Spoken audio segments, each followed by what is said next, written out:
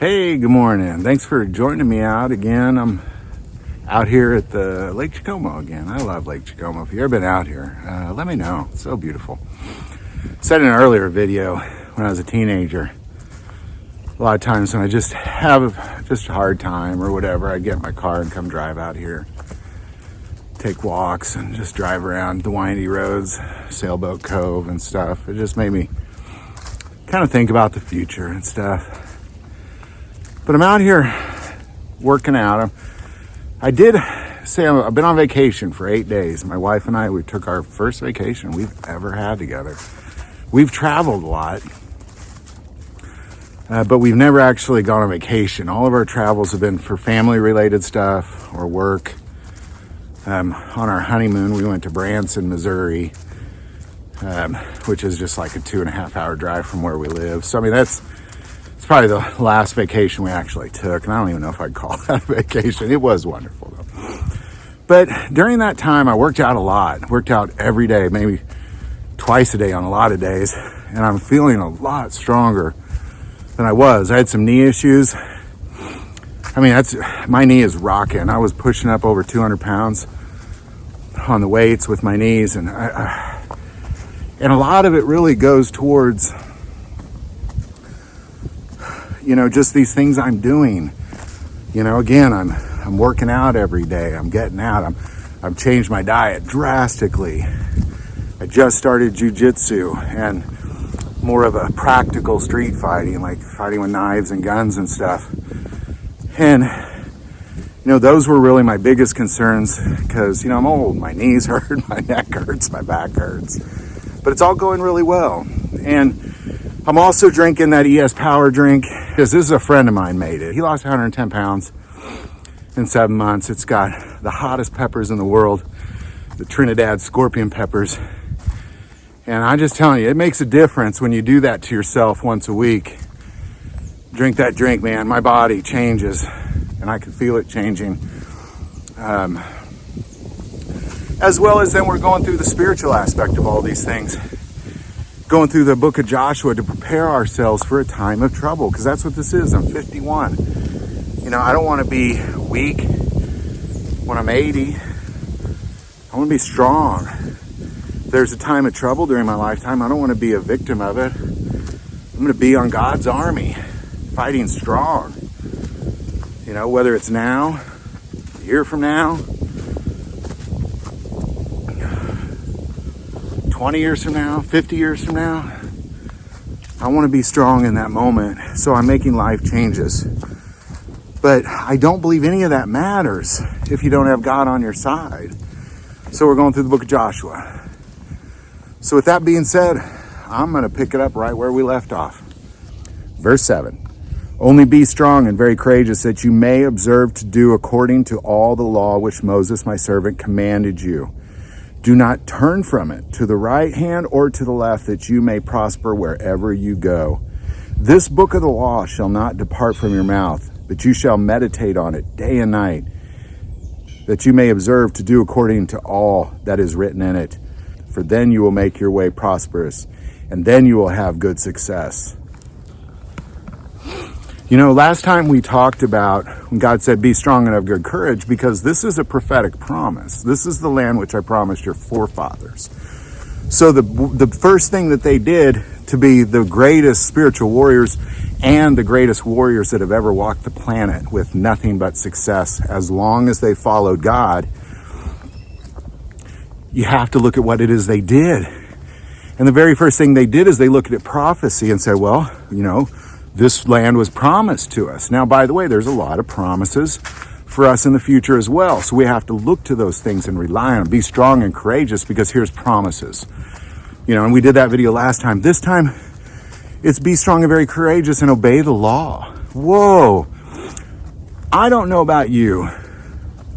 There is no way I'm going to think that I am on God's good side of a spiritual war if I'm not obeying the 10 Commandments.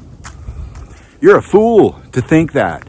You're a fool, because the first thing these Jews did, first thing these early Hebrews did, being the strongest military the world has ever seen, the very first thing they did was they looked at prophecy and they believed it to be so. So they were strong and courageous. They didn't falter. But then they also obeyed the law of Moses. If you're not obeying that law, I'm tired of people saying, well, Jesus abolished. No, he did not. You're not aware of what the laws actually are. There's several different laws. There's certain laws that were written for the Hebrews only. And then there's the 10 Commandments. I've heard pastors say, well, all the 10 Commandments matter except for one. Where does that say that? Where does it say that? It doesn't say it. That's a satanic belief. To sit there and say, well, it's okay to murder.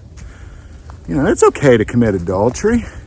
It's okay to worship other false gods. It's okay to, do all these lie. It's okay to steal. It's okay to covet your neighbor's stuff. But somehow it's okay to skip the Sabbath. This is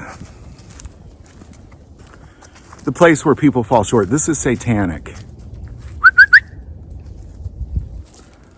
Be strong. Be strong and of good courage and obey the laws. That's what this is about. You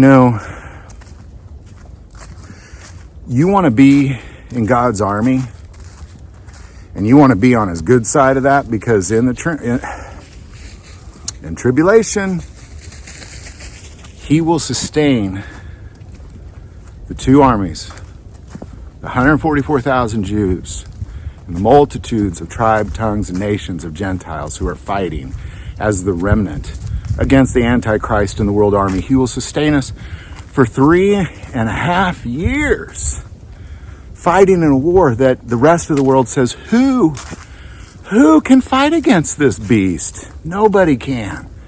But yet, here we are, victorious for 3.5 years. Do you believe that you're going to be victorious for 3.5 years if you're, number one, ignoring prophecy and not believing in it, or both, and number two, not obeying the 10 Commandments? Think about that for a second. If you're looking at a situation where you're in an army that clearly is not going to win, there's giants over there across that river. They make us look like grasshoppers. There's fortresses, there's walled cities, there's the biggest armies the world has ever seen over there. But yet, 3.5 years of victory. I'm not interested in doing that outside of exactly how God says to do it. And right now, what I know, based off of what we've read so far, is that it's going to take some strength and courage that leans on, so far, two things. Knowing that our forefathers and prophets showed us that this would be so. That they said in latter times, this is how it'll play out. That just like those Hebrews, we say, well, the Bible says this. So we're going to assume that this is going to happen. And we're going to move in the direction that this is happening. So I may go into a battle thinking, this doesn't look promising, but be strong and of good courage, because that's what the prophecy says, is that you're gonna be victorious for 3.5 years. How else can you be strong and courageous in the face of that? I can't. I'm not a kamikaze guy. I'm not sit there and just go fight one against a million. But if I know God's on my side, I can stand in front of a giant with a sling and a rock and say, who is this Philistine to think that they can defy the armies of the living God? Come on, like as if it's a joke to think that the Antichrist may be victorious over us. That's how you're strong and courageous. But be strong and of good courage and follow the laws. Don't be fooled. Don't let satanic pastors convince you that somehow Jesus abolished the 10 commandments or one of them, but you only got to obey 1 or 9 of the 10. It doesn't say that anywhere in the Bible, ladies and gentlemen. Oh, look at that cave. That's cool. Or a little outcropping. I'm going to check that out next time. That's how it plays out. I'm not interested. And to be quite honest, I will not even participate with other people during tribulation that aren't in that same boat. The only boat I'm getting in during tribulation is with people who stand up for the things of God, are very strong and very courageous because they believe in prophecy. They know what it says and they believe it to be so. And are very strong and very courageous because they're obeying the 10 commandments. Other than that, everybody else is just a risk. Anybody that's not like that is a risk in this army. And the sooner you get that in your head and your heart and know it to be so, the better off you're going to be. So as this remnant and as the remnant unites, there ain't going to be anybody there that doesn't believe in prophecy and know it to be true. There ain't going to be anybody there that doesn't obey the 10 commandments, because God will point them out. And what we're going to see in Joshua, when anybody bends on those rules, the army starts to lose all of a sudden until they kill and get rid of everybody that disobeyed. That's how it plays out. And God will make it known. God will make it known. So there won't be anybody there like that. This remnant army against the Antichrist and the world powers, it's going to be God's army. Period.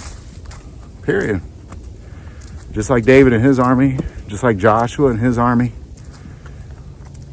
It's just God's people. Now, I don't know about you, but I am an heir to the most holy God. He is my father, literally. My real dad disappeared when I was in first grade.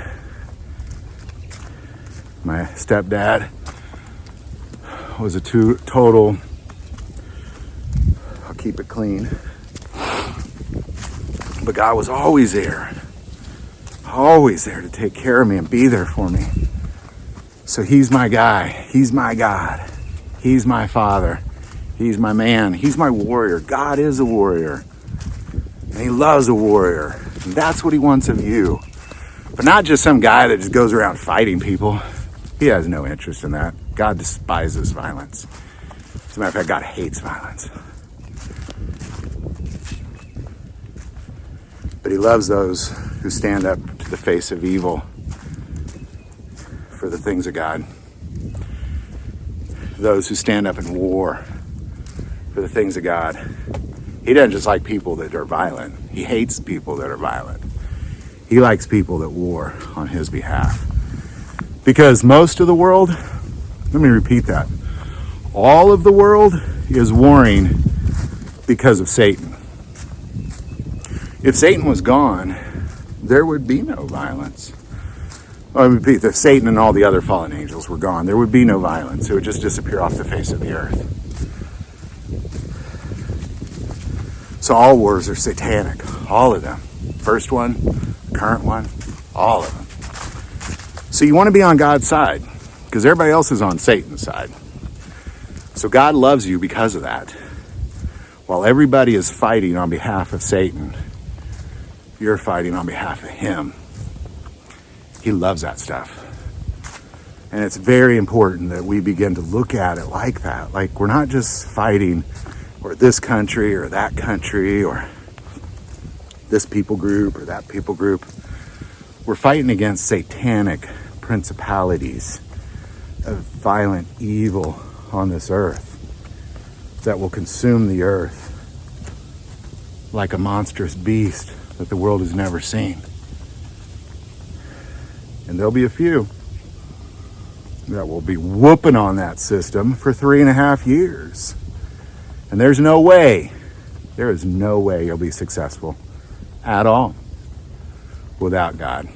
And if you want God on your side, you better start knowing prophecy and believing in it. And you better start obeying the 10 Commandments. That's a great start.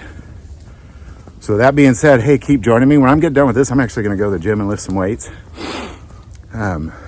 Keep on going. Keep joining me. It's not just to sustain 3.5 years of tribulation. You just can't be in, you got to be in physical and spiritual shape. And that's what this series is. So I hope this is helping. I've never done anything like this. I'm sure my appearance and weight will show you that this isn't my normal. But it's important.